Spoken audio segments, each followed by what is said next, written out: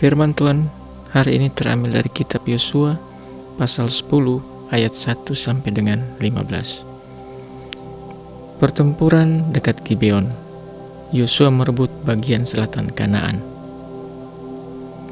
Setelah terdengar oleh Adoni-Sedek, Raja Yerusalem, bahwa Yosua telah merebut Ai dan telah menumpasnya, seperti yang dilakukannya terhadap Yeriko dan terhadap rajanya, demikianlah juga dilakukannya terhadap Ai dan terhadap rajanya, dan bahwa penduduk kota Gibeon telah mengadakan ikatan persahabatan dengan orang Israel dan diam di tengah-tengah mereka. Maka sangatlah takut orang, sebab Gibeon itu kota yang besar, seperti salah satu kota kerajaan, bahkan lebih besar dari Ai, dan semua orangnya adalah pahlawan. Sebab itu Adoni-Sedek, Raja Yerusalem, menyuruh orang kepada Hoam, Raja Hebron, kepada Piream, Raja Yumut, kepada Yofia, Raja Lakis, dan kepada Debir, Raja Eglon, mengatakan, "Datanglah kepadaku dan bantulah aku, supaya kita menggempur Gibeon, karena telah mengadakan ikatan persahabatan dengan Yosua dan orang Israel." Lalu kelima raja Amori itu berkumpul dan bergerak maju.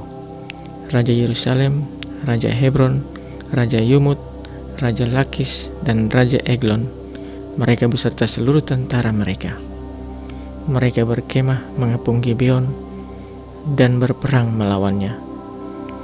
Lalu orang-orang Gibeon itu menyuruh orang kepada Yosua ke tempat perkemahan di Gilgal, mengatakan, "Jangan menarik tanganmu daripada hamba-hambamu ini.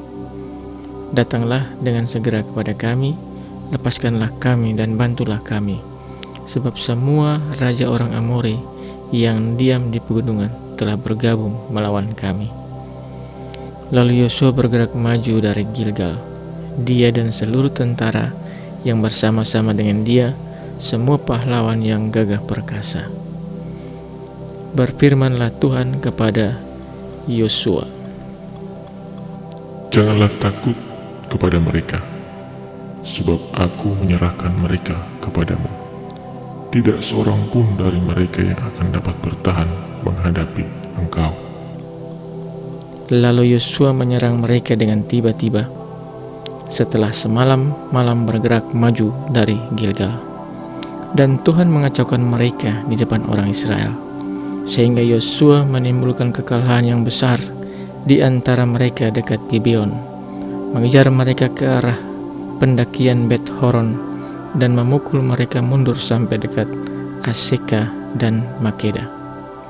Sedang mereka melarikan diri di depan orang Israel dan baru di lereng Bet Horon, maka Tuhan melempari mereka dengan batu-batu besar dari langit sampai ke Aseka, sehingga mereka mati. Yang mati kena hujan batu itu ada lebih banyak dari yang dibunuh oleh orang Israel dengan pedang. Lalu Yosua berbicara kepada Tuhan pada hari Tuhan menyerahkan orang Amori itu kepada orang Israel. Ia berkata di hadapan orang Israel, "Matahari, berhentilah di atas Gibeon, dan engkau bulan di atas lembah Ayalon." Maka berhentilah matahari, dan bulan pun tidak bergerak, sampai bangsa itu membalaskan dendamnya kepada musuhnya. Bukankah hal itu telah tertulis di dalam kitab orang jujur? Matahari tidak bergerak di tengah langit, dan lambat-lambat terbenam kira-kira sehari penuh. Belum pernah ada hari seperti itu, baik dahulu maupun kemudian, bahwa Tuhan mendengarkan permohonan seorang manusia secara demikian, sebab yang berperang untuk orang Israel ialah Tuhan. Kemudian Yosua dan seluruh orang Israel yang menyertainya pulang kembali ke tempat perkemahan di Gilgal. Demikian firman Tuhan.